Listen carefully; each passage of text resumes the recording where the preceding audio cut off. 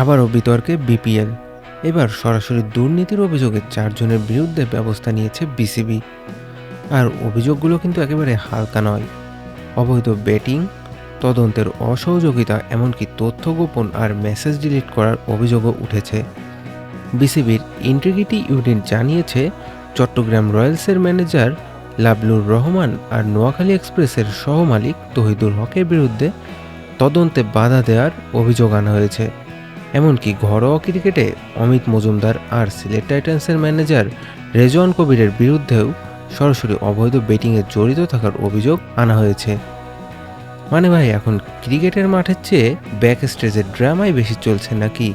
এখন প্রশ্ন হচ্ছে, এভাবেই একের পর এক বিতর্কে জড়ালে বিপিএলের ইমেজ কতটা ক্ষতিগ্রস্ত হবে? তা আপনার কি মনে হয়? এমন বিতর্ক কি বিপিএলের ভবিষ্যতের জন্য বড় হুমকি? কমেন্টে জানাতে ভুলবেন না।